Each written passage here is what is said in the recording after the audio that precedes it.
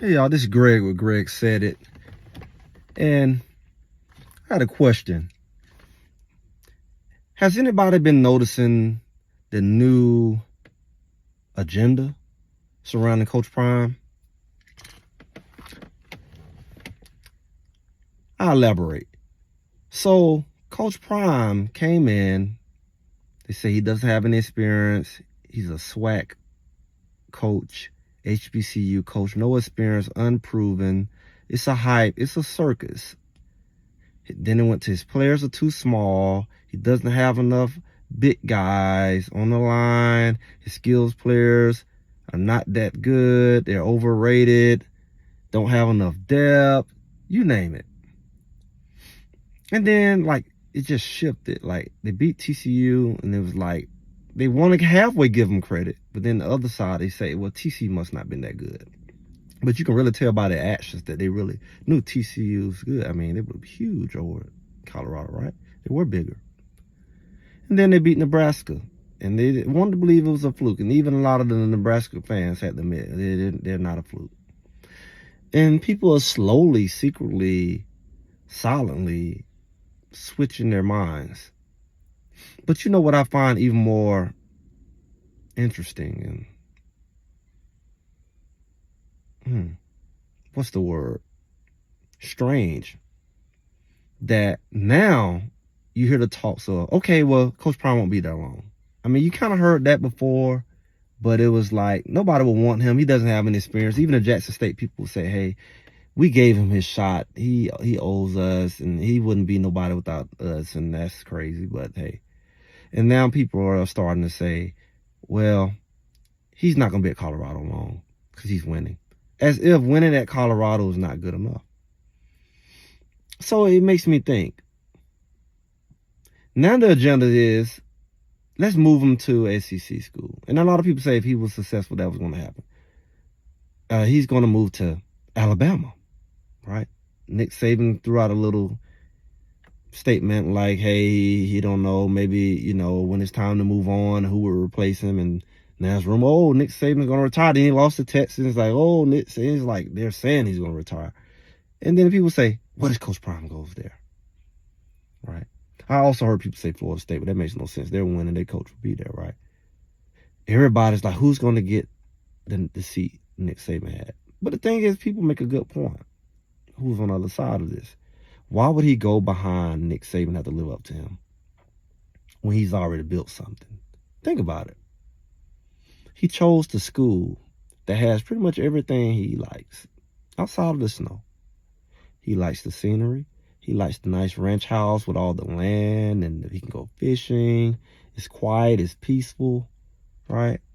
He got a program he can build pretty much the way he want to build it, literally, to the point he caught backlash for wiping out the whole team and building the way he want.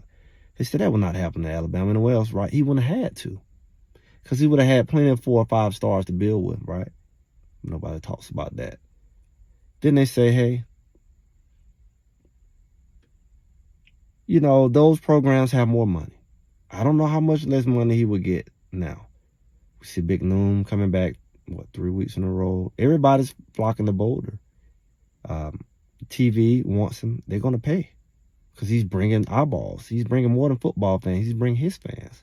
And they're seeing it. The big networks are loving it.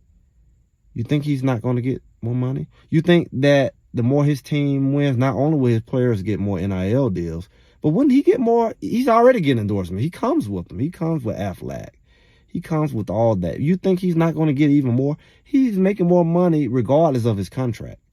The exposure this platform is giving him, yes, it's even bigger than Jackson. He brought a lot of exposure to Jackson, but he's also bringing exposure on a national scale, unlimited. And I think that Colorado brand is big enough for him. Jackson State's wasn't. He had to build that brand, build his brand, build all kinds of brands, right? Colorado brand is big enough for him. The people who walking beside him, he says they think on his level. They're giving him the room to do what he do, and they're benefiting from it. Why would he leave that? Also, he go to Big 12. He can be the new Texas or whatever. He can dominate that conference and be in the playoff every year. With what he's planning to do anyway, and what he's showing he can do, why would he go to the SEC? What's the point? The point is to get the talent right. He's going to get the talent. He's going to be in the heart of Texas in this conference. That's what he wanted. He's going to have the Florida connections running there because he's proven what he can do with them. The games are going to be closer, some of them, in that conference. Why would he leave? Why would he leave when his recruiting and his record is going to be top 5 every year? He will be the new Bama. He will be Alabama outside of the SEC. And he still will be able to compete because he will have the guys, but he will be in the conference that's big enough to hold him. He don't have to go to the SEC. Everybody doesn't have to go to the SEC, guys. Everybody's up and running there. It's like it's going to be one conference. Everybody don't have to go to the Big 10, aka the Big 20. Like, everybody doesn't have to do this. I don't get it. He's proven he can bring the money to him. He don't have to run to the money. If people gonna watch him play and come to the games, the money has to go to him, not the conference.